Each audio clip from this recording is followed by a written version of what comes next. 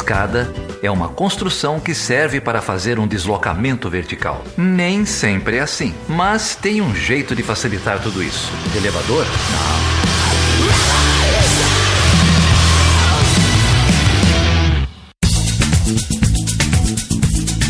Seja bem-vindo e seja bem-vinda a mais uma edição do Chutando a Escada. Eu sou o Geraldo Zaran.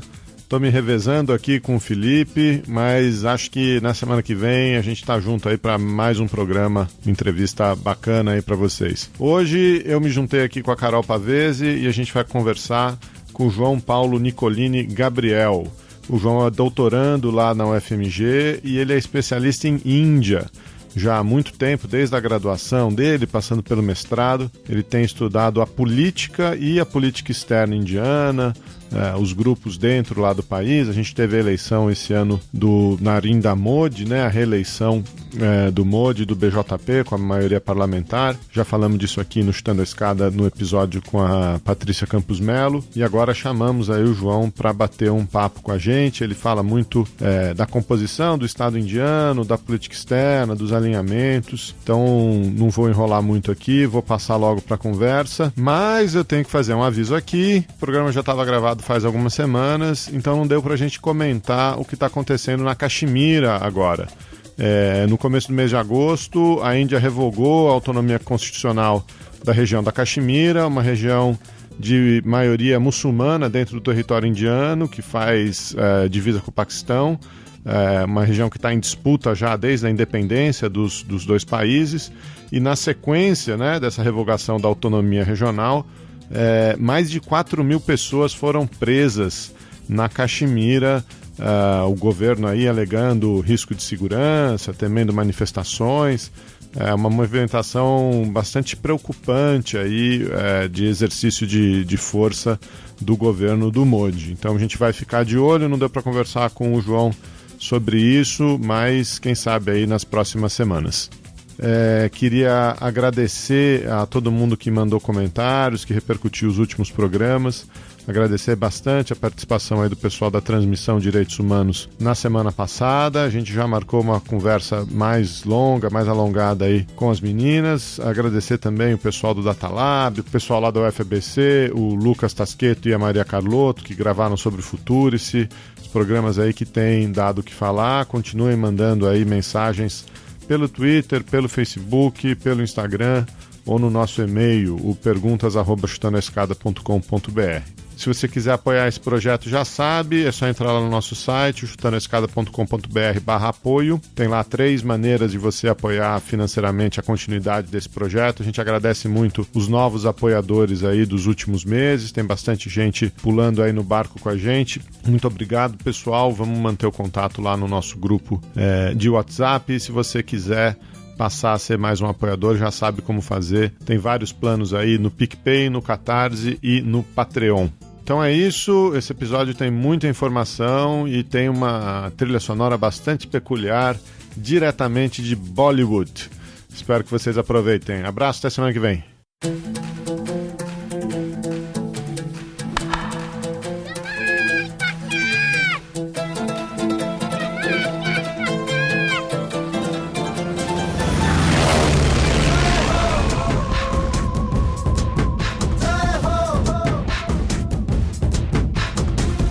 आजा जिंद शामी नाने के तल आजा जरी वाले नीले आसमाने के तल जय हो जय हो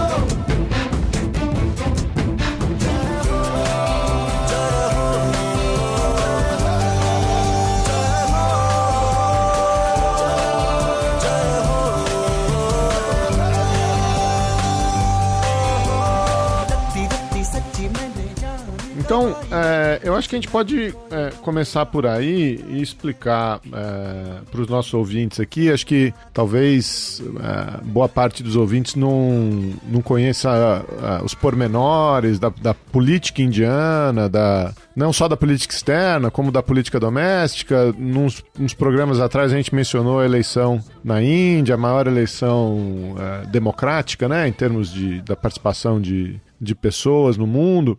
E quando a gente pensa na Índia, ou na formação do atual Estado indiano, acho que a outra referência que vem na cabeça das pessoas é o Gandhi, né? O Gandhi, o pacifismo, a maneira como a Índia se tornou independente, né, lá no final da Segunda Guerra Mundial, 1947 e tal. Então, se você quiser dar um sobrevoo, como é que a gente sai disso, né? Sai de uma nação que tinha sido colonizada, entre aspas, né? Lógico que a cultura indiana é muito mais antiga do que isso, mas que tinha sido colônia britânica, que faz uma revolução, eu não posso chamar de pacífica, né? Porque tiveram uma série de massacres, etc., mas que faz uma revolução com essa doutrina, ou com essa ideologia do pacifismo, do Gandhi, da manifestação pacífica, da não violência, e termina como uma potência nuclear, né? Como é que é essa origem da Índia moderna, né? Bem, Geraldo, quando a gente fala da Índia hoje, né, a gente sempre imagina uma potência emergente, com um dos maiores PIBs do mundo, né, ali lutando pela sexta, pela sétima potência de PIB, mas a gente também imagina um país que tem grandes mazelas sociais até hoje, né? E isso é um contexto que caminha uma dicotomia que caminha com a Índia por toda a sua Índia independente. Hoje mesmo você vê a Índia sendo um país tanto rico em questão de PIB, mas um país também que você tem níveis, por exemplo, de distribuição de saneamento básico, de prover água potável, um índice menor do que Sri Lanka e da Líbia. Hoje a Líbia, com toda essa questão que a gente enxerga hoje com os problemas de guerra civil que ela enfrenta. Então, se a gente pensar na Índia, quando ela se torna independente, ela já é um país de 300 milhões de habitantes. Aquela Índia que vai sair de protetorado britânico é um país extremamente dividido e com linhas artificialmente produzidas. É muito famoso no momento que, quando você lê a historiografia da Índia, que a linha as fronteiras do norte, noroeste, nordeste da Índia foram todas traçadas a partir de um mapeamento que os britânicos fizeram, muito com relação à comunidade, a imaginação sobre comunidades étnicas, sobre limites geográficos, que propriamente até hoje estão em disputa, que é a região da Caxemira. E você também tem ali a questão ainda contestada com os chineses, né? Então, a Índia surge um país em 47 de grandes artificialidades. É um país que, para se tornar uma independência, claro, como você citou, tem o papel do Gandhi, tem o papel do Partido do Congresso, né, que é um partido que vem bem anterior à independência, com as suas lideranças, Patel, o Nehru. Então, é uma elite que foi estudada nos campos britânicos e que se formou ali também junto com as grandes elites empresariais naquele momento também. Então você tem um conglomerado, o Partido do Congresso, que depois vai continuar sendo o partido predominante em grande parte da história indiana. Uma dificuldade que a gente tem para imaginar a formação da Índia desde os primeiros anos, se você pensar até meados do século XX, era o temor de que a Índia fosse se tornar um país que fosse fragmentado, né?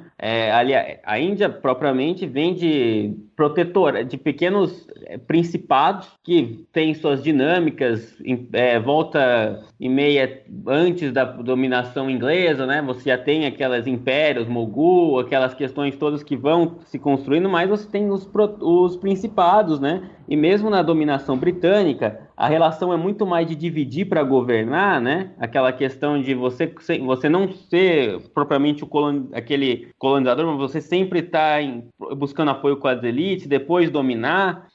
Você também, enfim, é toda uma colonização feita de maneira brutal, claro, e vai se desenhando aos poucos num país com suas próprias fragmentações históricas. Então, se você pegar hoje mesmo a Índia, ela tem diversas línguas oficiais. Se você pegar a nota da rúpia, que é a moeda oficial, ela está escrita em mais de 20 línguas oficiais, né, ali. E você tem também os pequenos dialetos que são ainda falados, estão pequenos, ainda concentrados em pequenos cantões ali da Índia. É um país que tem uma grande dificuldade até hoje de se tornar, digamos, quando a gente fala em Índia mesmo, um país unificado, se a gente falar da questão fiscal, a Índia só vai se tornar um país unitário agora em 2017, com a aprovação da taxa única de o IVA da Índia. Então você tem, é um país que essa é uma relação muito interessante, né? A relação de Delhi, capital, com os outros estados.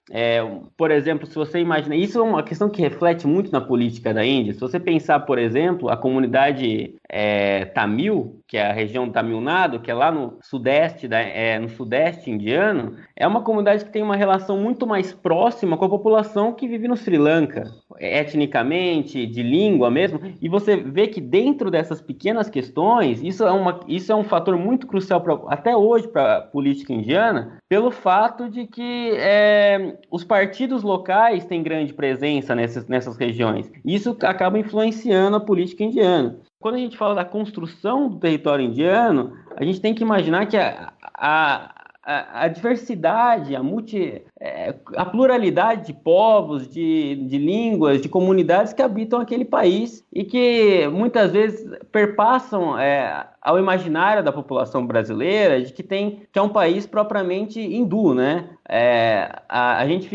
Eu vejo que um dos grandes percepções que os brasileiros têm é que a Índia já leva a ideia do hinduísmo, e que de fato é uma questão que tem em toda a Índia, e é uma força de tentar dar uma coesão ali, alguns povos, claro, porque 80% da população é hindu, mas não, oficialmente não existe uma religião do país. O país é baseado numa Constituição Federal que é a única Constituição. O país não teve mais de uma Constituição, até hoje ela sobrevive, e que é uma Constituição baseada numa laicidade. Lógico que a gente pode conversar agora sobre o que está acontecendo nos últimos anos com o domínio de um novo partido que vem com uma outra força, que é o BJP. Mas, predominantemente, o país teoricamente, o país é baseado em preceitos laicos com populações minoritárias, que minoritárias elas não têm nada, né? Assim, minoritárias com os padrões indianos, mas se você pensar, a Índia é o segundo país com o maior número de muçulmanos no mundo, então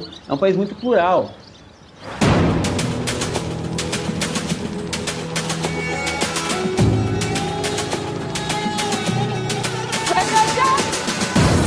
आज हम 2 किलोमीटर ज्यादा भागेंगे।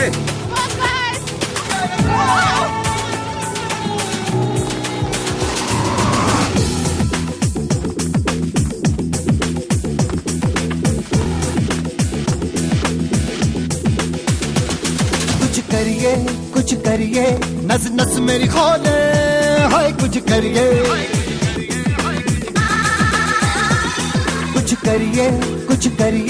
बस बस बड़ा बोले अब कुछ करिए. Eu achei interessante esse negócio que você disse, que a Constituição nunca foi refeita, né?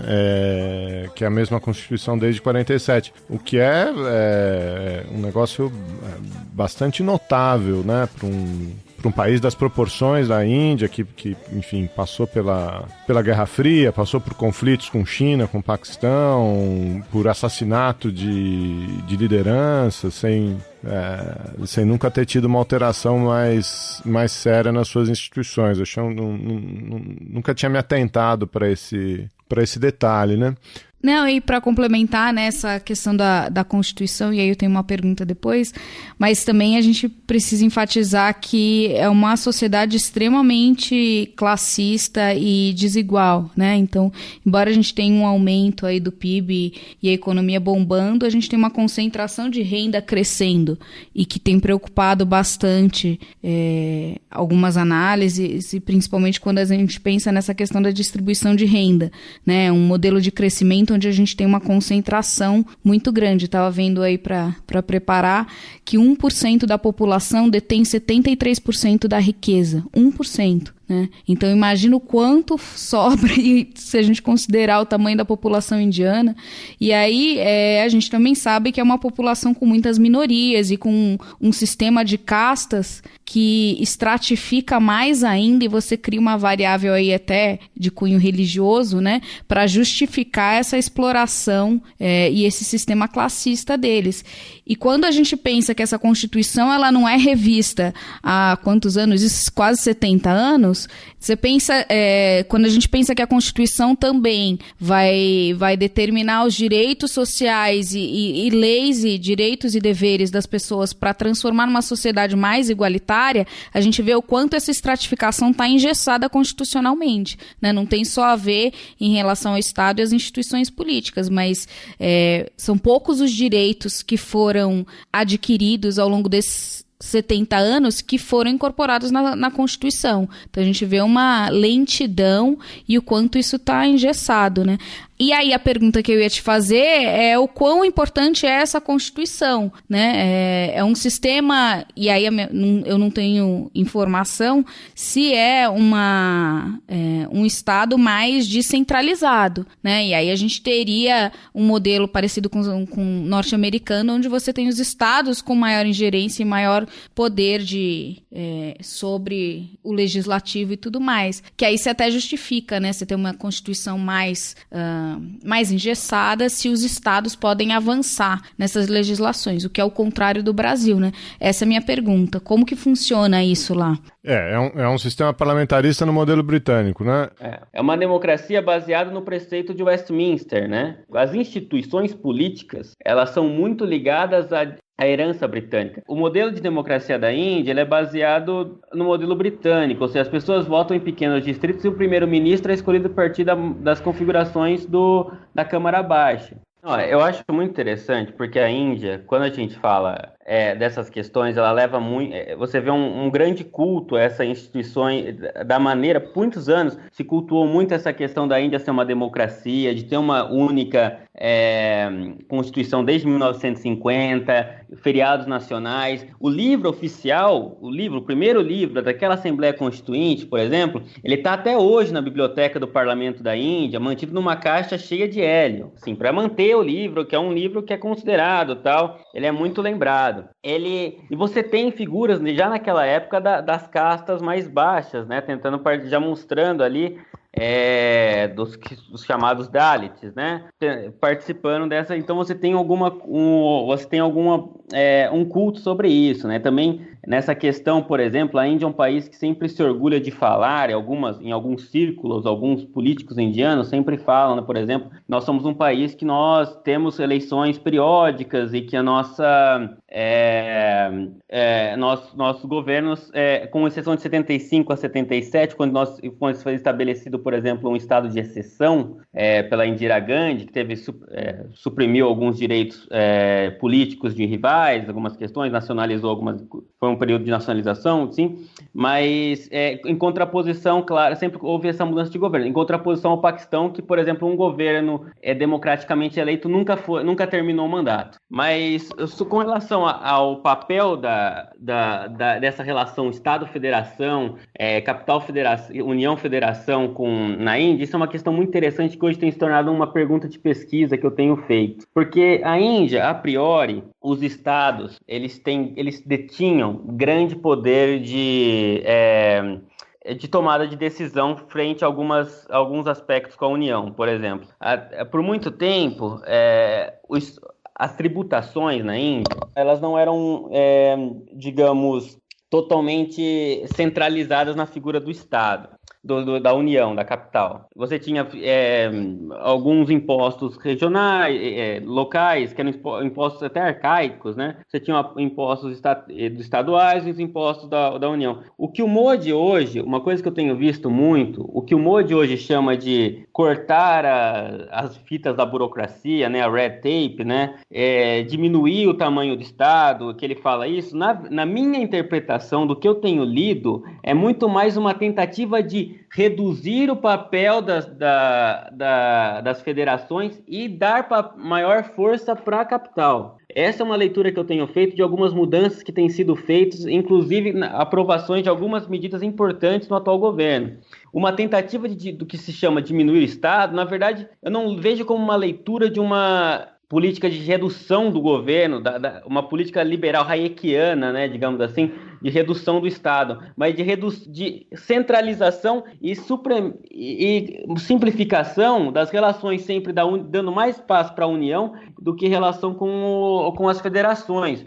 Hoje, a gente tem visto muitas das reformas econômicas que eu tenho visto hoje, por exemplo, é uma das questões que o governo hoje tem tentado fazer sobre a compra e venda de terras na Índia. É uma tentativa também de aumentar o poder da União perante as federações. É lógico que as federações têm elas têm grande autonomia até hoje em certos aspectos, né? Elas, por exemplo, até pelo fato de que nós temos partidos que são representados, estados que, mesmo os partidos com legendas de estatura nacional não conseguem entrar, ou seja, você tem uma relação muito conflituosa, até, digamos, conflituosa aos padrões de outras federações tão complexas quanto a Índia, né? Ou de grande amplitude. Mas em questões, por exemplo, de maioridade penal, você tem, cada região algumas estabelecem,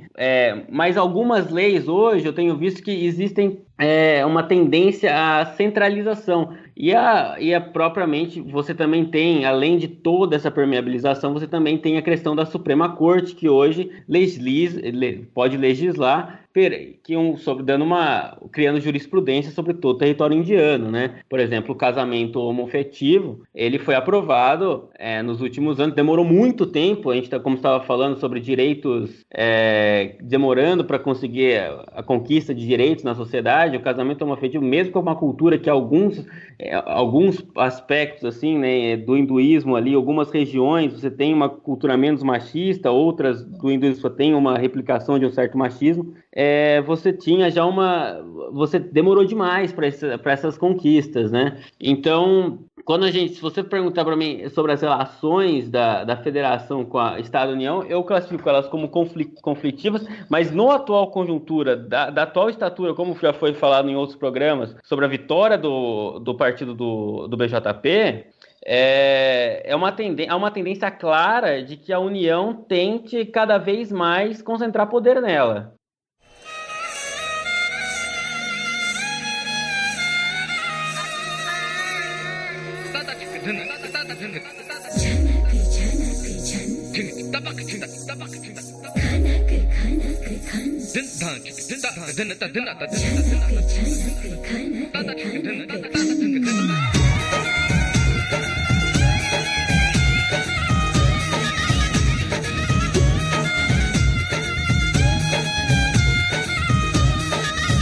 मेरा झुमका उठा के लाया यार वे जो गिरा था बरेली के बाजार में मैं तो ठुमका लगा के शर्मा गई बोली घूम कर बता दे के मैं आ गई मुझको लुटा के नाच ले आजा नाच ले मेरी यार तू नच। João, vamos falar então sobre a vitória do BJP, mas antes eu queria que você explicasse um pouquinho para o ouvinte, porque acho que para a gente entender o significado do BJP e da vitória do BJP, a gente tem que falar do Partido do Congresso, né? E como o Partido do Congresso dominou a política indiana praticamente desde a sua independência até a última década, mais ou menos, né? Enfim. Então você consegue fazer essa leitura para o que era o Partido do Congresso para a gente chegar no BJP e no MODI? O Partido do Congresso, ele edifica seu poder no que a gente pode chamar de dinastia Nehru-Gandhi, né? Que é a família do Nehru. O Nehru, que se torna o primeiro-ministro da Índia, em 47, e já naquele momento é desenhada uma política mais econômica desenvolvimentista. Ele tinha, vem daquela matriz socialismo fabiano, né? Ele tinha até um interesse, por exemplo, ele via a necessidade, até uma briga que ele tinha com o Gandhi naquele momento, ele tinha uma visão de tentar industrializar a Índia a partir de alguns economistas indianos naquele momento tinham um interesse também de copiar alguma certa planificação econômica do modelo soviético, claro que com bases democráticas, né?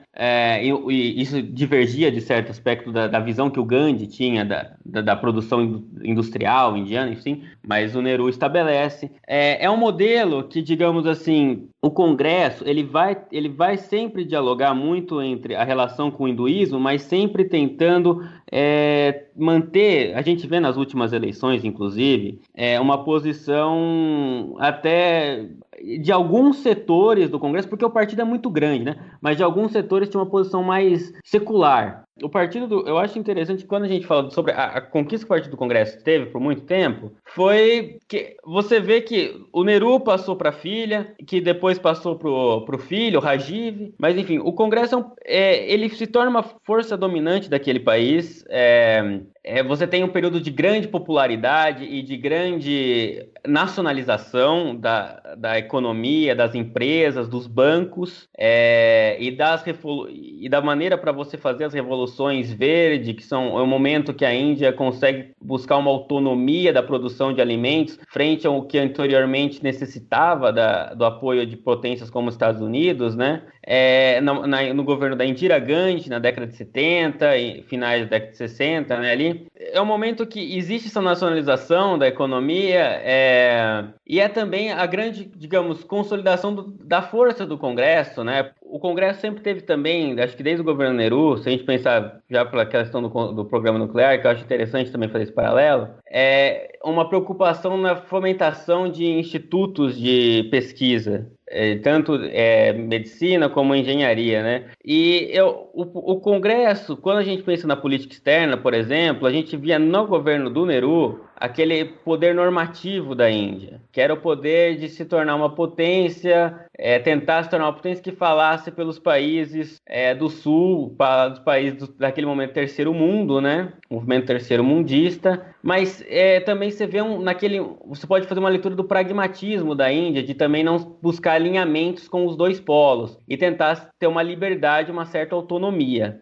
Lógico que a Índia, por suas fronteiras, sua geografia e as suas pretensões internacionais, ela vai vendo que esse poder normativo também precisa de um poder duro, né? O poder de força militar. E quando você tem, por exemplo, a guerra com os chineses na década de 60, que é considerada uma grande humilhação para os indianos, porque eles foram tomados praticamente de assalto, né? Assim, e o exército indiano sofreu grandes perdas, demonstrou uma grande incapacidade de lutar contra os chineses, se torna mais evidente a necessidade de desenvolver essa força militar. E é justamente com o desenvolvimento, por exemplo, do programa nuclear chinês, com as reações que acontecia também, a Índia já tinha a necessidade, já tinha um pensamento de desenvolver política nuclear, inclusive com o apoio dos Estados Unidos naquele momento. É nesse momento que você vai desenhando também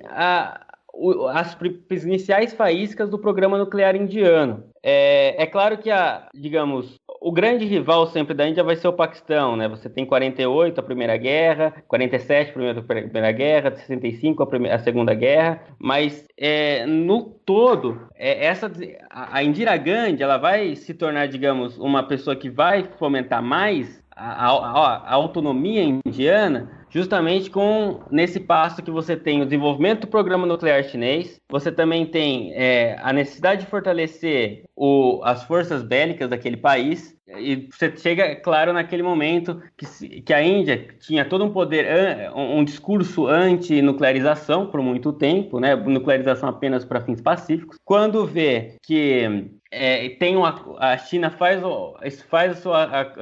seus testes nucleares e tem a assinatura do acordo do Tratado de Não Proliferação Nuclear na década de 70, a Índia se vê naquele momento com a necessidade de mostrar, digamos assim, as suas capacidades materiais e as suas capacidades de demonstrar também que é um país autônomo que tinha interesses científicos, de desenvolvimento tecnológico e tecnologia também para fins de sua defesa. Em 74 faz seu primeiro teste, digamos que eles consideram não agressivo, né? No momento do governo da Indira Gandhi. Mas no contexto doméstico também, a gente vê o enfraquecimento do poder do Partido do Congresso justamente primeiro, foi um partido que, apesar de ter uma força mais laica, digamos assim, um secular, não laico, secular, alguns setores, foi um partido que teve perseguições à minoria e levou, por exemplo, também ao assassinato da Indira. Também foi um momento que o governo do seu filho Rajiv, seu sucessor, fez intervenções em outros países, algo que a Índia, por exemplo, não tinha muito, né, no sul da Ásia. Fez uma intervenção ali na Sri Lanka e que acabou também levando ao assassinato do Rajiv. E ali nesse momento a Índia chegou a ter um problema de balança de pagamentos muito sério na década de 90 e demonstrou um grande enfraquecimento do Partido do Congresso frente às incapacidades de lutar diante das crises econômicas, né? Um país que já tinha uma população muito pobre, claro, que sem desmerecer as revoluções agrícolas, as ideias de que a Índia conseguiria diminuir os índices de pobreza e de mortalidade por fome naquele país, mas na década de 90 você vê o desmantelamento de algumas das políticas sociais por causa das questões, claro, dificuldades econômicas que aquele país possui e que outros países do contexto emergente também passavam, né? E é justamente na década de 90 que você tem uma crescente força também de mobilizações das forças hinduístas também, ali que estavam também descontentes com algumas políticas do Congresso e que, por exemplo, alguns dos líderes do BJP foram aqueles líderes que foram perseguidos pela Indira na década de 70, naquele período de emergência que eu citei.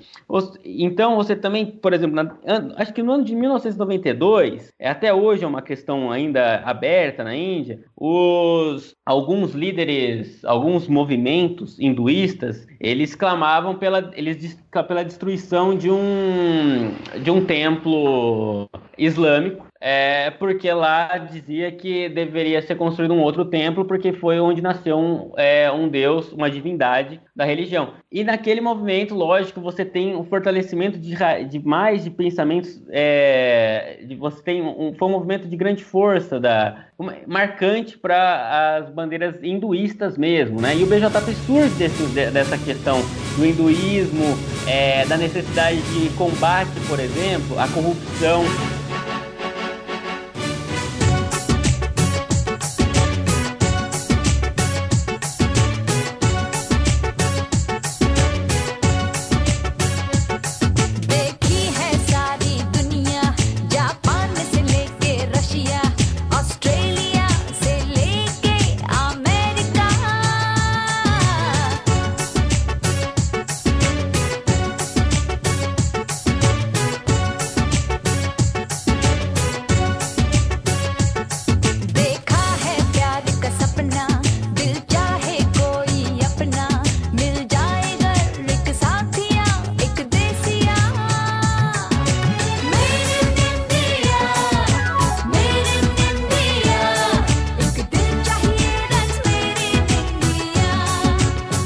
O Congresso volta a ter um governo. Os sucessores da dinastia Gandhi, por exemplo, lançou-se a mulher do Rajiv Gandhi, a Sônia Gandhi. O problema é que a Sônia ela é italiana de nascença, então ela não poderia assumir o cargo de chefe de Estado indiano. Então, naquele momento, eles lançaram, já nos idos dos anos 2000, por exemplo, 2004, o Congresso voltou ao poder, né, com o Manmohan Singh, que é um economista da minoria Sikh, né, uma outra religião, e que foi um governo que foi marcado por protestos anticorrupção, porque teve alguns escândalos, né, enfim, alguns escândalos ligados a personalidades do Congresso, e que construiu-se uma narrativa, claro, do BJP, de um partido que seria mais transparente, que já tinha consolidado um espaço, um governo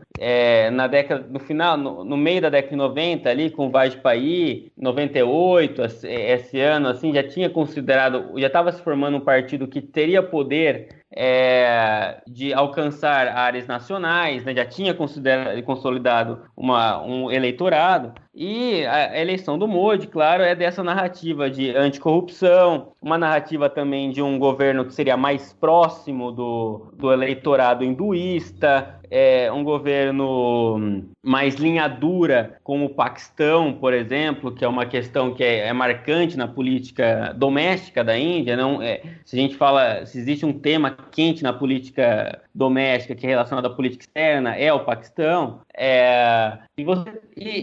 O Modi surge como uma figura carismática, que surgiu ali, vem de umas baixas classes sociais, né? E que tinha feito e que fazia um governo, mesmo durante ele fazia um governo regional. Ele era líder de Gujarat, muito ligado ao crescimento econômico, né, daquele estado, busca de parcerias internacionais, mas também muito marcado pela sua linha dura hinduísta. Ele foi uma pessoa que surge desde a sua infância, né, ele foi acolhido por esses movimentos, que a sigla é RSS, um movimento de grande participação na sociedade indiana com linhas hinduístas, né, e ele surge desse movimento e depois se junta ao BJP e vai se tornar um líder de Gujarat. E nesse momento, além de crescimento econômico, que as pessoas falam, também foi um momento de grande perseguição a minorias islâmicas, principalmente, né? E por exemplo, ele foi a primeira personalidade não islâmica a ter o visto negado nos Estados Unidos, no começo dos anos 2000, pelo fato de ser condenado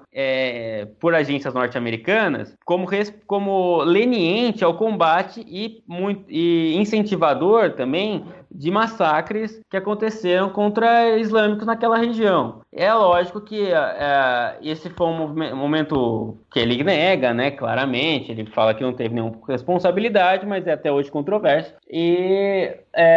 Mas mesmo assim ele se tornou uma figura muito popular na Índia. Ele é uma pessoa que tem uma oratória muito forte, ele é um líder mesmo, assim, considerado naquelas figuras até de um cara forte, né, de ser até uma linhagem um pouco machista da palavra, né, aquelas coisas, mas que também é muito ligado, por exemplo, ele tenta ligar a visão de empresarial, a visão de crescimento econômico, de que vai dar um futuro para os jovens indianos. É interessante como os jovens indianos tem um comparecimento favorável eleitoral ao BJP em alguns grandes centros.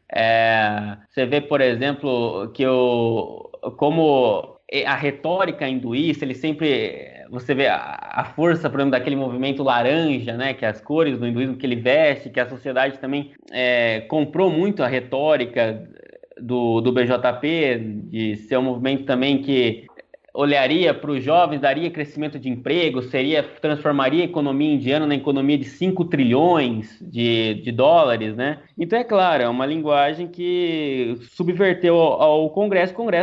O Congresso não teve forças, né? No momento que hoje ele passa por uma grande dificuldade política. Hoje ele tem se tornado... Hoje ele na última eleição, por exemplo, na eleição desse ano, o Congresso, os resultados eleitorais dele foram tão baixos que ele, propriamente sozinho, não consegue ser líder da oposição no Congresso, pelo fato de que o BJP se tornou uma liderança tão forte a partir dessa pejorativização do Congresso, como partido corrupto, partido pouco ligado às causas hinduístas, muito fraco, lidar com o Paquistão, essas coisas. É da Índia mesmo que você está falando? Eu lembro que a Patrícia, né, da Folha de São Paulo, vocês até fizeram uma pergunta para tentar ligada a outros líderes, né, aí populistas pelo mundo, né, e aí o uso do WhatsApp, figura anticorrupção, discurso religioso, necessidade, por exemplo, é muito interessante isso, por exemplo, nós temos na Índia, porque a legislação indiana, ela basicamente, alguns setores que ligados a questões religiosas, ela tem 3 vertentes, né? Ela tem as leis para os hindus, as leis para os islâmicos e as leis se eu não me engano, são para os cristãos, para essas minorias. É muito interessante, por exemplo, que embora a gente fale tanto desses vigilantes dos grupos hinduístas que atacam os comerciantes de gado naquela região, eles atacam até minorias, por exemplo, negras naquele país. O Washington Post fez uma interessante matéria sobre isso nos últimos tempos, sobre racismo contra negros na Índia. Eles atacam, enfim, algumas minorias. O governo diz que se preocupa em direitos humanos, por exemplo, em restringir práticas também controversas dentre os muçulmanos, que, por exemplo, é o triplo talaq, que é uma prática que se você fala 3 vezes talaq, lá o homem tem direito ao divórcio e a mulher não recebe nenhuma pensão. Era uma prática entre os muçulmanos. E o governo enfaticamente apoiou a Suprema Corte em condenar essa prática. Mas em práticas relacionadas também aos hinduístas, né, que algumas práticas ainda controversas, né? O governo ele se mantém, ele é muito difícil em condenar. O Modi foi em uns últimos casos que aconteceu relacionado o que chamam de mobs, né? Máfias de vigilantes aí das regras hindus, né? Porque embora eu tenha falado no começo que a lei oficial é secular, na prática, uma população de 80% hinduísta, ainda a gente vê, ainda 60% mais ou menos da população rural. É claro que as práticas que estão marcadas aquela civilização milenar que é aquele país ainda vigoram, né? E aí você tem algumas práticas que são controversas, que em algumas questões, e que o governo não faz vista grossa. Na Foreign Policy, esse ano, você pode encontrar vários textos sobre a dificuldade de que alguns jornalistas e acadêmicos têm hoje na Índia com relação aos movimentos hinduístas, por exemplo, que perseguem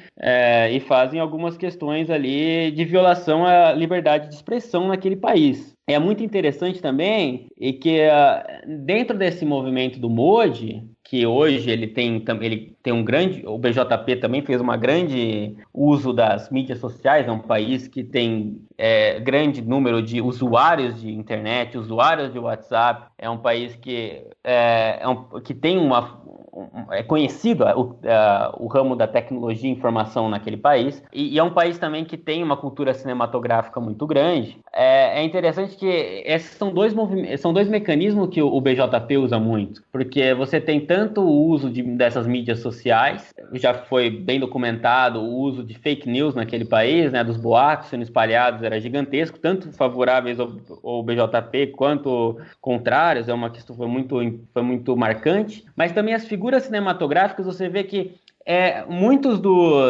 daquelas pessoas que são de Bollywood, figuras, apoiam o governo Modi porque é uma figura carismática. Você tem uma estrutura favorável ao Modi naquele país que é apoiado tanto por elites econômicas como também personalidades culturais. É uma questão muito interessante desse país, assim, visualizar como o governo do BJP ele tem estruturas e pilares muito fortes pro modelo de democracia, digamos, instrumental, né? Ganhar eleições. Mas quando a gente fala da normatividade, de direitos, às vezes, algumas questões a gente vê que são debatíveis a qualidade dela, né?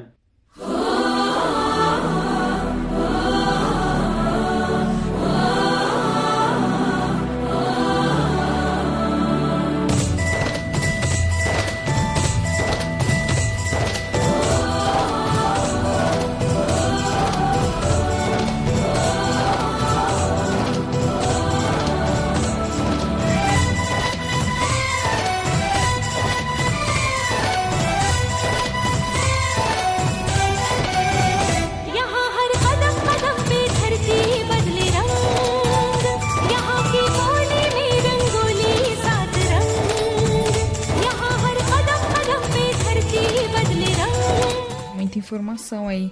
Mas, principalmente essa sua fala final, a gente traça um bom paralelo também, né? Com o Brasil.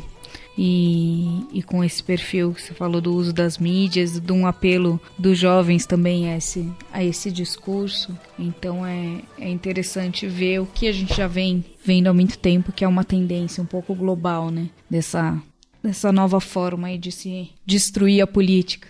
Eu acho interessante só pontuar é que o Modi sempre se apega muito à questão de que ele é um líder eficiente na questão empresarial, mas os números da Índia, claro, quando a gente fala de crescimento econômico, eles são debatíveis, inclusive como mensura o crescimento do PIB naquele país. Alguns economistas estavam até questionando se o crescimento realmente é aquele que se divulga, se o mecanismo que é utilizado para o governo usa para mensurar o crescimento do PIB, se ele já não está ultrapassado, se outros países já não pararam de usá-lo. E também vazou no momento da eleição um dado que foi um pouco constrangedor para o governo Modi, de que o governo daquele país não está conseguindo criar muitos empregos. O desemprego está batendo níveis altos para um país, lógico, um país com uma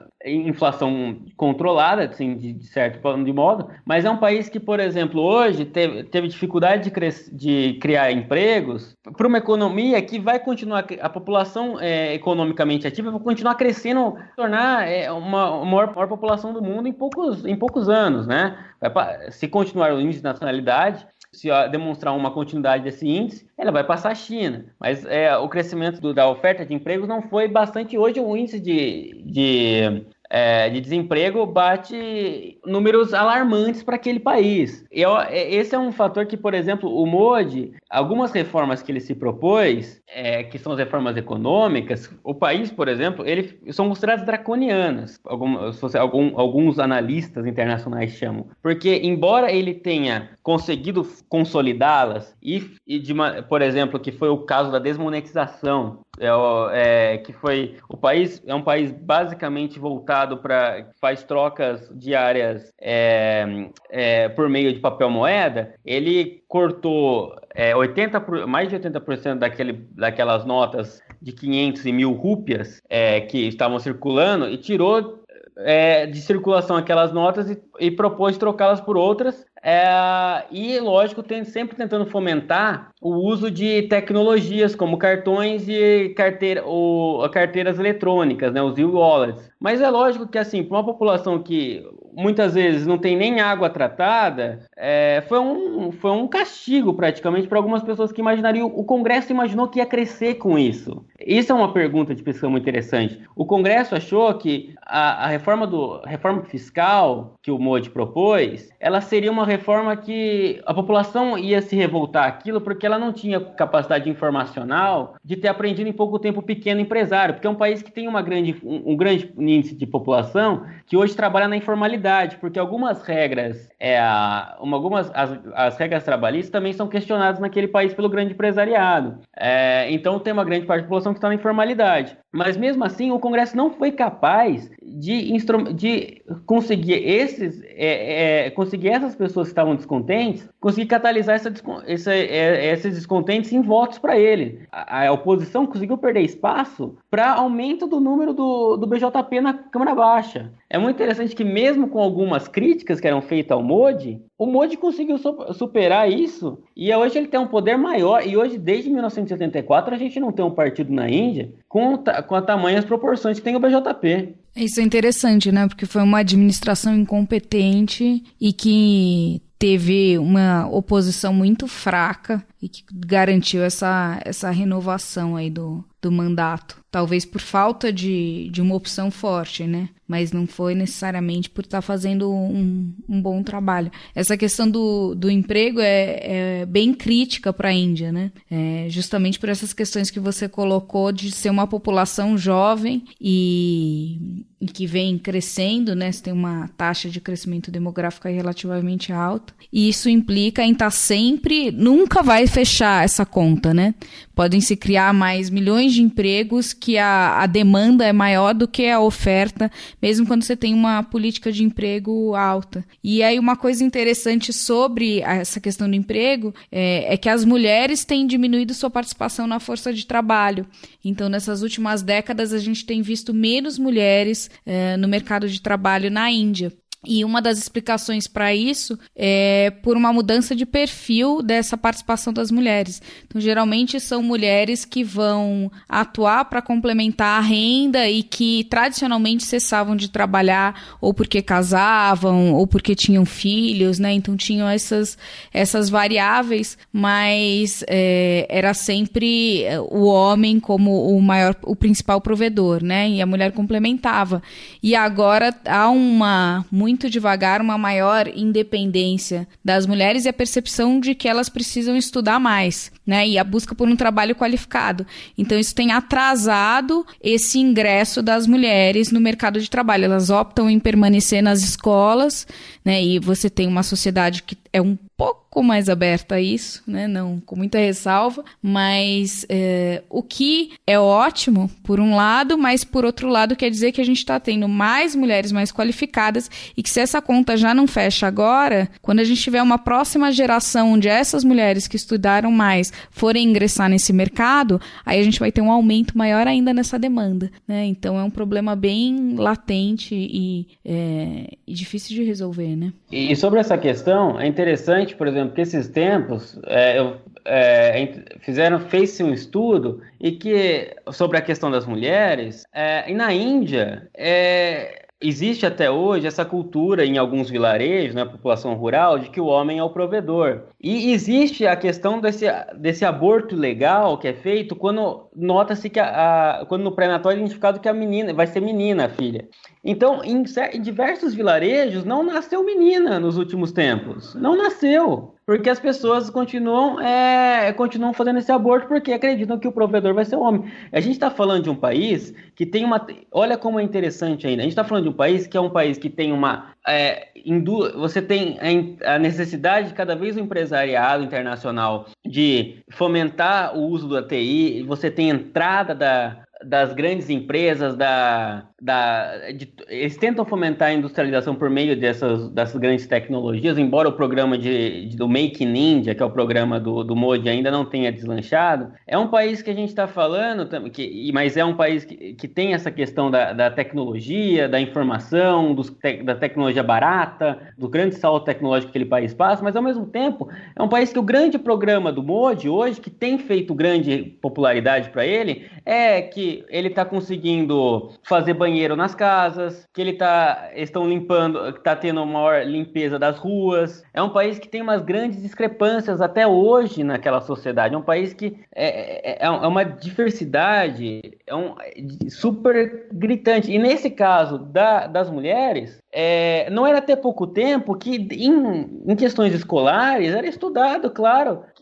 que mulheres ainda não eram as provedoras. Que uma maneira de diminuir o desemprego era que as mulheres tivesse menos mulheres. Era uma questão que em alguns setores da sociedade está vigente ainda. Lógico que a gente está falando de um país que tem dado grandes avanços. O Modi tem sido digamos, feito um governo eficiente nas questões de trazer, como eu falei, construir os banheiros, trazer eletricidade para as pessoas.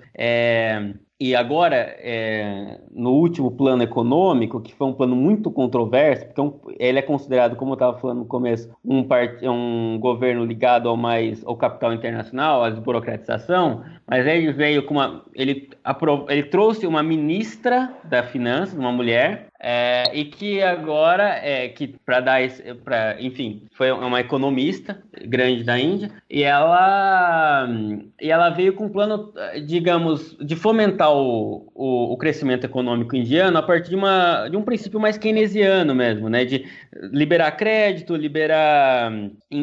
fomentar, o governo fomentar emprego a partir da construção, a partir de gastos públicos, né, inclusive tentando levar também as mulheres, todos os setores para partir da fomentação do Estado, né, do centro, de novo, da União, de Delhi, tentando fomentar o crescimento econômico. Só que ele fez um caso que é muito curioso, porque o plano dela, econômico, agora é aumentar a taxa de impostos para os mais ricos. E o que é uma atitude muito controversa para algumas visões mais liberais, de que acredita-se que você tem que reduzir o imposto para mais ricos para trazer esse emprego, para aumentar o emprego naquele país. Essa é a proposta do Novo, né? Essa é a proposta, uma proposta mais hayekiana, né? Do Milton da Rose Friedman, né? Mas o Trump adotou essa proposta, né? Aquela visão, e o Modi está indo no caminho ao contrário, né? E eu acho muito, isso foi uma questão que agora está vigente nos grandes sites, nos grandes portais como a Bloomberg, né? Que fala agora que tem uma grande pressão, por exemplo, porque o Modi, claro, deu sinalizações para o mercado, ele fez leis sobre falência de bancos, sobre questões empresariais que foram favoráveis ao que o governo imaginava. O GST, que é essa reforma fiscal, né, o IVA, foi uma reforma que o mercado achou interessante, a necessidade, enfim, que é toda fomentada, né, essas mudanças do Modi, só fazendo um parênteses, essas mudanças econômicas do Modi, por exemplo, a desmonetização que eu falava antes, é toda fomentada a partir também de discursos que nós estamos impedindo que o dinheiro ilegal seja feito por paquistaneses, porque a gente sabe que os paquistaneses vêm aqui para uso fazem dinheiro falso para comprar armamentos, essas questões, né? Então tem toda essa questão normativa, mas nessa questão da economia, por exemplo, recentemente um dos comentaristas da Bloomberg criticou muito essa proposta do governo do Modi, demonstrando até uma certa fragilização desse elo empresarial com o Modi, que já vinha acontecendo, digamos, já teve renúncia anterior de chefe do Banco Central sobre questões monetárias daquele país, mas eu acho até um pouco curioso, e eu volto naquela questão, né, porque falam tanto que o Modi é o líder pró-mercado, eu acho que é um líder pró-centralização, né, ele tenta centralizar poder, essa desburocratização que acontece na Índia hoje, na verdade, é uma redução do papel das federações em favor do papel da União.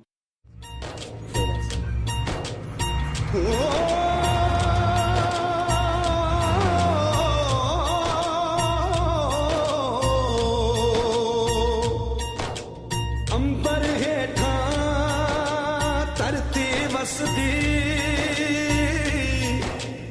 एथे हर रुत हसदी हो किन्ना सोना देश है मेरा देश है मेरा देश है मेरा किन्ना सोना देश है मेरा देश है मेरा देश है मेरा देश है मेरा. Eu queria te fazer uma outra provocação, Von. Porque, enfim, eu fiz uma ironia aí agora há pouco falando da relação do Brasil, do BJP, do Modi, do Bolsonaro, mas se a gente der um passo anterior, o Brasil teve um período de ascensão e projeção na sua política externa, de ascensão na economia e projeção na sua política externa, que caminhou em paralelo com a Índia, né? principalmente no governo aí do Mohammed Singh, né? Que foi o período de lançamento do IBAS em 2003, depois do BRICS em 2009, foi o período em que a Índia renegociou os acordos nucleares, né? Primeiro com os Estados Unidos, depois com a comunidade internacional. Então existia essa política externa também de projeção da Índia, né? E aí é que eu te pergunto, se você está dizendo que tem muito mais continuidade do que ruptura na política indiana, ou enfim, acho que não sei se principalmente aí para o programa nuclear, não sei, como é que fica a política externa indiana, essa projeção, essa relação com o terceiro mundo, essa relação com outras potências emergentes, com a China principalmente, que é um parceiro importante, mas também é um adversário. Qual que é o status da política externa indiana nesses últimos 15, 20 anos, e principalmente nessa transição aí do Congresso para o BJP, do Singh para o Modi? Gel, se a gente quiser falar sobre uma mudança na política externa indiana, uma guinada foi justamente o final da Guerra Fria, né? Se a gente falar de alguma mudança que houve mesmo substancial, que aí mudou os paradigmas internacionais, aquelas forças externas remanejaram todas as forças, todas as pecinhas do tabuleiro internacional, né? E ainda teve que se comportar dessa forma. Eu vejo hoje, existe uma ideia de que, por exemplo, a Índia, desde o seu não alinhamento, ele é um sinal de uma busca por autonomia daquele país. Uma autonomia, um pragmatismo, frente às demais forças, porque a Índia acredita no mundo multipolar, sendo que um dos polos, claro, vai ser a Índia. A Índia tem requisições de uma grande potência. É interessante, por exemplo, pensar que hoje uma das frases da política externa do BJP é falar, poxa, hoje nós lutamos para ter uma cadeira no Conselho de Segurança da ONU.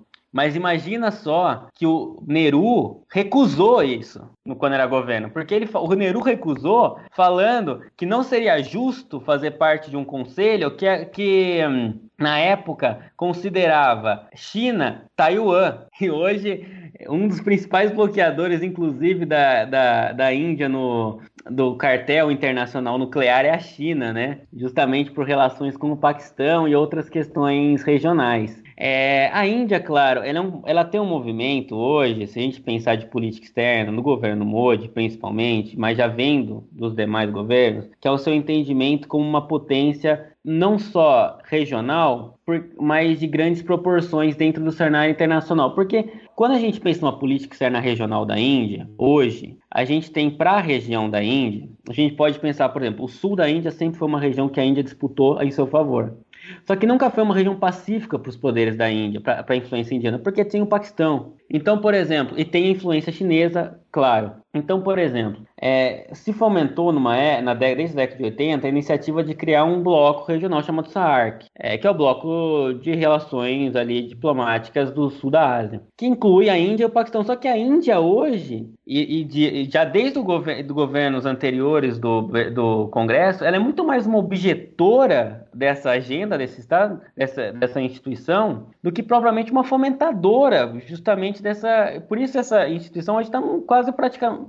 viveu por muito tempo um ostracismo. Se a gente pensar em 2016, nos últimos anos, 2016, quando ia ter uma reunião no Paquistão, a Índia foi clara objetora, falou não vai ter essa reunião, e juntou ali com outros estados, por exemplo, que sempre tem um acompanhamento mais próximo, Nepal e alguns outros estados, em questão de não dar continuidade nessas reuniões. Mas, por exemplo, hoje, se a gente pensar no que a Índia considera a sua região, ela também busca um apoio com os países do leste, que é ao seu leste, que seria até um reavivamento de alguns blocos anteriores, né, que a sigla é BIMSTEC, que vem com todos os países ali, Mianmar, todos esses países ao seu leste, tentando, por exemplo, porque a Índia fala que as grandes ligações de infraestrutura do sul da Ásia tem que passar pela Índia. Então ela se propõe a falar assim, vamos levar infraestrutura, prover bens públicos para os demais vizinhos, justamente para nós tornarmos uma potência do sul da Ásia. Mas é interessante que ao mesmo tempo que isso acontece, a Índia tem parceiros vizinhos que negociaram menos comercialmente do que a Índia com a Nicarágua, por exemplo, porque a infraestrutura é muito ainda rudimentar de relações nessa região. Então a Índia tem uma dificuldade muito grande ainda de se tornar uma figura de uma potência regional nos seus entornos, como uma provedora ainda de bens públicos, de bens, digo, de infraestrutura, de fomentar essas questões que a China, por exemplo, já consegue fomentar há muito tempo e tem uma grande relação, lógico, com a nova Rota da Seda, né, a Belt and Road Initiative, e ela vem ocupando espaços importantes em Bangladesh. E a Índia, lógico, tem tentado se atualizar. Você vê hoje uma grande marca dos novos documentos que a diplomacia indiana tem emitido, é a necessidade de criar infraestrutura, é a necessidade de procurar, por exemplo, parceiros como o Japão, para criar corredores que leve também a infraestrutura para uma grande região. O que a Índia hoje tem ensaiado, como ela se projeta como uma potência que quer ter uma influência global, é o remanejamento de sua política externa em torno do termo Indo-Pacífico, que é um termo ainda muito, digamos, escorregadio. Cada país que adota esse termo Indo-Pacífico adota de acordo com a sua política externa. A Índia adota o termo de Indo-Pacífico como um termo que ligaria praticamente aquela questão, todo o Oceano Índico até as costas africanas, até a sua relação com os Estados Unidos. Então, é uma questão muito, digamos, ela tenta imaginar sua projeção nesse meio, que é um meio que hoje tem se tornado o centro da geopolítica internacional, porque as grandes potências que estão jogando atualmente o jogo internacional estão concentrando suas forças lá. Vide que esse ano, por exemplo, nós tivemos a formalização da estratégia norte-americana para o Indo-Pacífico, da estratégia francesa para o Indo-Pacífico e do white paper da defesa chinesa, muito voltada à Ásia-Pacífico.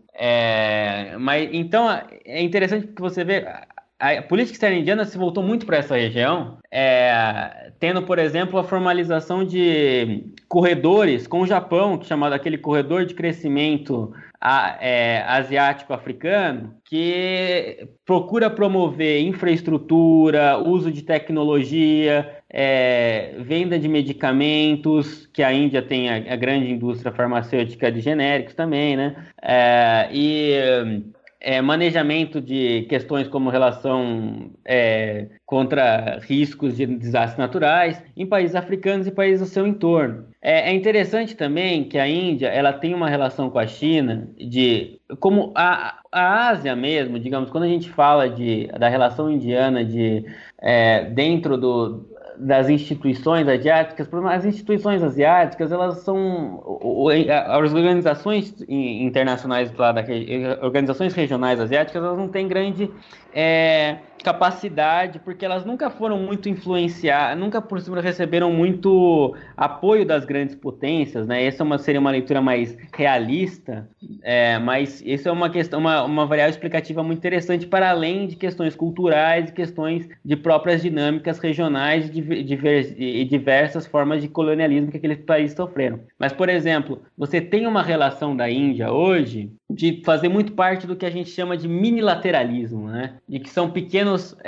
diálogos trilaterais, bilaterais ou quadrilaterais com potências em seu entorno para manejarem questões específicas e com desfechos que não são mandatórios, sabe? São mais diálogos. Você tem, por exemplo, a Índia participa do que chama-se do Quad, né? Que seria que é conhecido, né, na academia, mas não é um nome oficial, que é o diálogo quadrilateral de segurança, que a Índia faz parte juntamente com o Japão, Austrália e Estados Unidos. E eles, enfim, é um nome muito escorregadio também, que muitos think tanks se presumem a dizer o que ele deveria ser mais do que ele realmente é, né? Porque ele é apenas um diálogo que eles ainda vêm se fomentando aí, e foi revigorado desde 2017, e vem tentando fomentar políticas em conjunto, pelo menos estruturar alguns pensamentos comuns em relação à manutenção da ordem, da preservação das linhas de conexão marítimas, das leis internacionais diante do crescimento chinês. La la la la la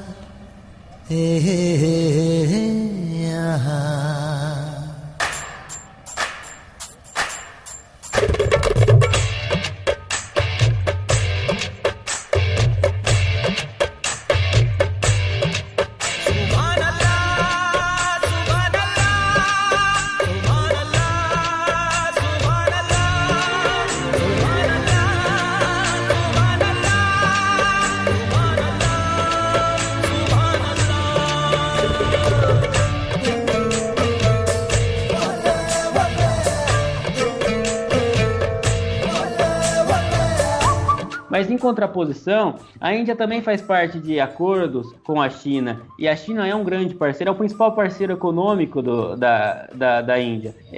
E mesmo a figura dos Estados Unidos, ela tenta manejar a sua relação com a China dentro dos BRICS, ou dentro da cooperação de Xangai, que ela faz parte, foi recentemente, nos últimos anos, aceita juntamente com o Paquistão, que é uma questão que também que tem um manejamento de questões regionais também, contra o terrorismo, contra o tráfico de drogas, essas questões que afetam a região, e que faz parte também a China e a Rússia. E também temos o caso dos BRICS, que é uma questão muito mais plural, e que a Índia também faz parte com relação com o Brasil, e também condena algumas ações que propriamente os Estados Unidos, que hoje alguma literatura norte-americana fala que a Índia tem se tornado um dos pivôs dos Estados Unidos na Ásia.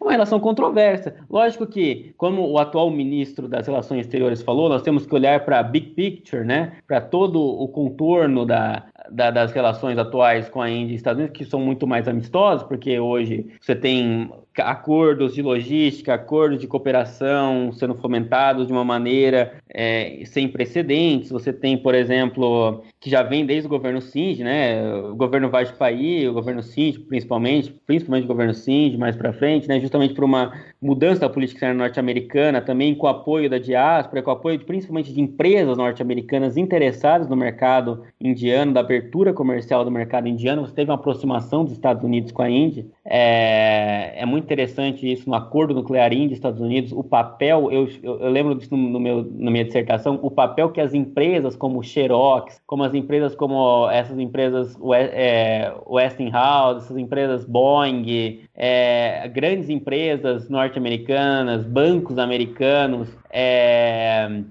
tiveram na formação de lobbies favoráveis ao acordo nuclear Índia-Estados Unidos, mesmo que não fossem propriamente ligados ao acordo nuclear, à questão nuclear, mas tinham grande interesse no mercado indiano. Então, você teve uma aproximação no aumento dos fluxos comerciais, e é lógico que também a Índia continua mantendo acordo, questões que propriamente muitas vezes divergem dos interesses norte-americanos, como a compra de material bélico russo, que a Índia continua sendo um grande parceiro de material bélico russo, e contraposição a ordens que os norte-americanos têm dado. Então, ela tem um grau de autonomia que já foi estudado. Por exemplo, alguns think tanks indianos falam que do não alinhamento 2.0, né, da Índia tendo que jogar entre China e Estados Unidos, mas eu acho que também isso é muito mais uma questão de pragmatismo mesmo. O Modi, por exemplo, na questão do não alinhamento, a narrativa dele é falar,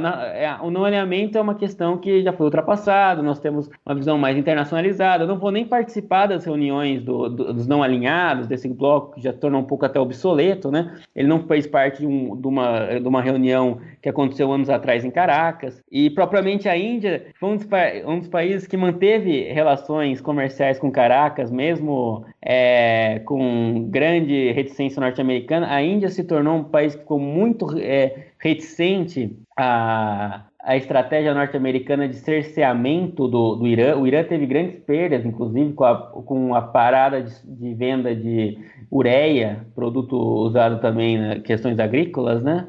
Para a Índia teve que parar também de vender de comprar o petróleo iraniano, e a questão do petróleo é uma questão muito delicada para a Índia, porque é um país extremamente dependente da compra de petróleo, e a balança comercial externa daquele país ela é muito afetada pelo preço do petróleo. É um país que uma matriz energética, um dos grandes investimentos do Modi, inclusive hoje internacional, é fomentar a energia solar, com apoio francês, inclusive, e outros países, justamente para superar essa dependência de energias fósseis, de combustíveis fósseis.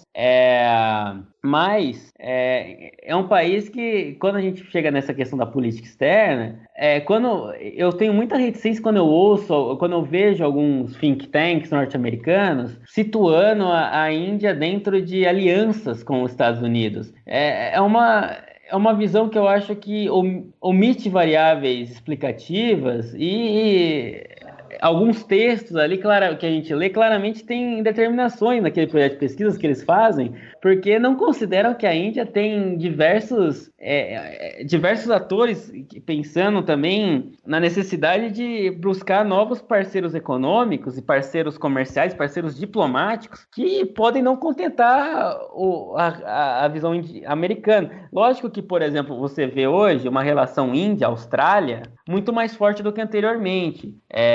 Quando a Índia teve problemas recentes, inclusive com a Austrália, durante o governo do Kevin Rudd na Austrália, nos anos 2009, 2010, os australianos, que sempre foram por muito tempo reticentes ao programa nuclear indiano, pararam de vender urânio para a Índia, algumas questões, enfim. Mas a aproximação foi muito aplicada mas houve uma reaproximação, inclusive em termos de estratégia de exercícios militares, com uma reaproximação atual com a Austrália, e também por questão da diáspora indiana na Austrália, e também por combate ao terrorismo, essas questões que os americanos aplaudem e acham muito interessante, né? Essas fomentações de relações bilaterais e trilaterais entre seus parceiros. Agora, a Índia dizer que também a Índia tem problemas com a China, ela teve, inclusive, na questão de Doklam, que foi uma questão recente, envolvendo parte do território no Himalaia, perto do Butão, e que quase colocou tropas indianas e chinesas frente a frente. E você tem uma fomentação também na imprensa indiana, de alguns canais, você vê que são considerados uma imprensa que busca sempre fomentar, alguns canais, eu ressalto, fomentar essas matérias mais nacionais, chauvinistas, em favor de pressões contra as outras potências, chinesa principalmente, paquistanesa, claro, né? Mas que propriamente quando você vai ver todo o desenho da política externa, a Índia e China, elas têm também relações estáveis, como as reuniões que o Modi e o Xi Jinping tiveram nos últimos tempos, e também essa última reunião no G20, que reacendeu aquele RIC, né, que é o Rússia, Índia e China, e comentar sobre questões sobre o Indo-Pacífico e as visões dele. Ou seja, é um país que tenta se portar dentro da ordem internacional, de acordo com as suas limitações, mas sabendo também das suas capacidades e sabendo também de que é um ator que não pode também se prezar a um completo bandwagon, né? Aquela questão do Walt, né? De se alinhar ao mais forte norte-americano. É um país que me parece que dentro das questões do Indo-Pacífico tem um grande interesse na manutenção do papel norte-americano na sua região, em seu favor, mas que também busca em questões internacionais, em fóruns internacionais, costurar acordos com potências emergentes, como Brasil e China. Uau! Aprendi um monte, né? Você manja muito. दुनिया फिरंग ज़्यापा है फिक्र ही गम का पापा है अब ना तो बस ये चापा है फिक्र करे फुकरे चुइंगम है चपी जा हैंड पंप है दबी जा लाइफ दा जूसा कटी जा फिक्र करे Fukrey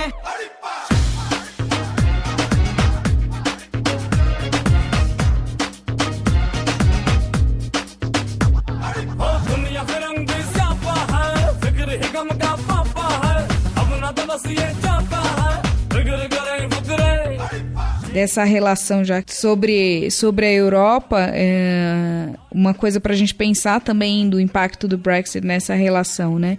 E acompanhar como esse desfecho do Brexit pode influenciar as relações da Europa com a Índia, que é uma relação aí muito histórica, com pontos de fricção e também de cooperação, né? A Índia é o maior parceiro comercial, aliás, a Europa é o maior parceiro comercial da Índia, né? A maior parte das importações das exportações indianas são para a Europa ainda, então comercialmente, economicamente a gente vê outros países investindo, aí um crescimento grande da China, mas em termos comerciais a gente tem essa relação histórica, Índia, União Europeia se mantendo, inclusive eles têm até um acordo de livre comércio que foi negociado naquela onda de acordo de livre comércio ali dos anos 2000, né, em 2007, e depois foi suspenso em 2013.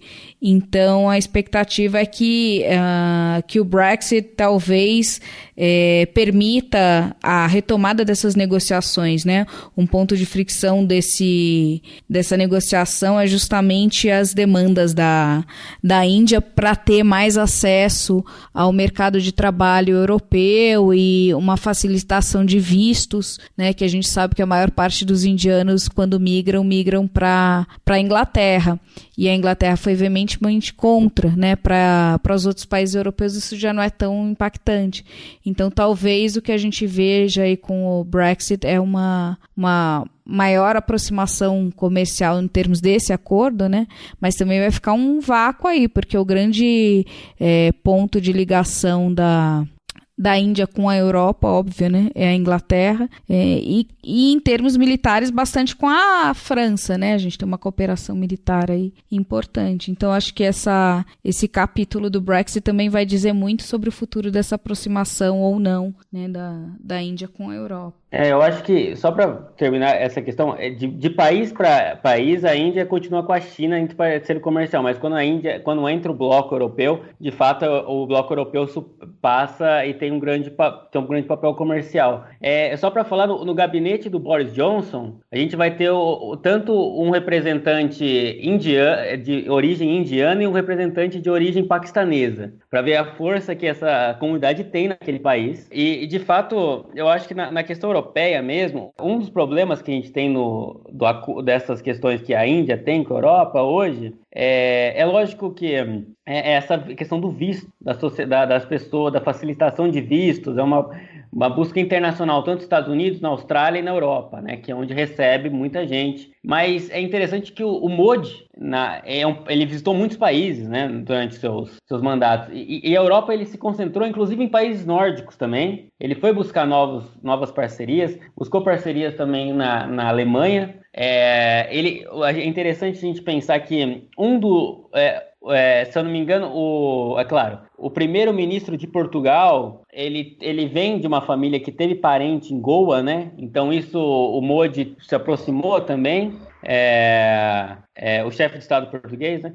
Então, eu acho que na questão europeia mesmo, é interessante também que a Europa, as principais potências europeias, elas estão sendo obrigadas a fazer também suas estratégias para o Indo-Pacífico, né? Uma pressão que é feita hoje, pelo que eu leio na mídia especializada britânica, é que a Inglaterra tenha um papel, faça uma estratégia muito parecida com a França, de proteger a soberania de territórios, dessas questões, né? E de seus interesses comerciais. E claro que a Índia se tornaria uma questão em comum, né? E buscaria uma parceria com a Índia em alguns setores, inclusive para resguardar seus interesses junto com outros parceiros que a gente já tem se tornado, digamos, em algumas leituras mais favoráveis aos Estados Unidos nessas questões de segurança. Só que a Índia também tem uma relação muito controversa ainda com a Inglaterra, justamente por movimentos mais saudosistas, né, que requisitam que a manutenção de visão sempre de uma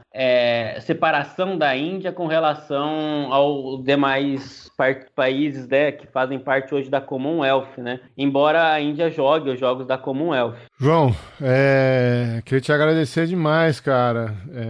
Acho que você começou com uma exposição sobre como a Índia é um país multifacetado, né? Domesticamente, uma federação, etnicamente, a religião, os interesses dos diversos grupos, etc. E você terminou com com uma pluralidade ou com uma divisão também na política externa, né?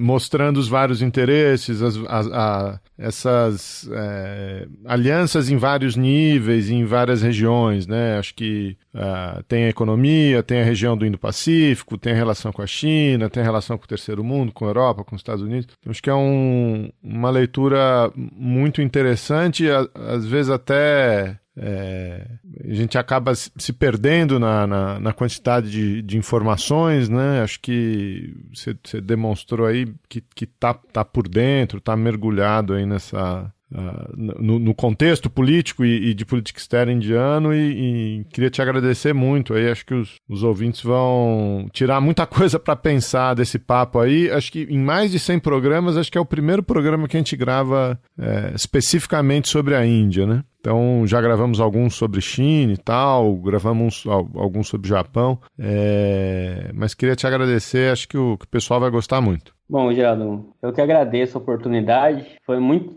interessante essa oportunidade, ainda mais que a minha trajetória de estudo com Índia começa com você, né, naquela aula de 2013 de análise de política externa, né, e que me aguçou muito o interesse e venho estudando isso até hoje, com muito interesse de aprender ainda mais. Muito obrigado por essa oportunidade. A culpa é sua então, hein, Geraldo? João, é tudo mérito seu, cara. A gente faz a função do professor só que é despertar o interesse. É tudo mérito seu. Parabéns, cara. Muito obrigado e só agradecer a vocês.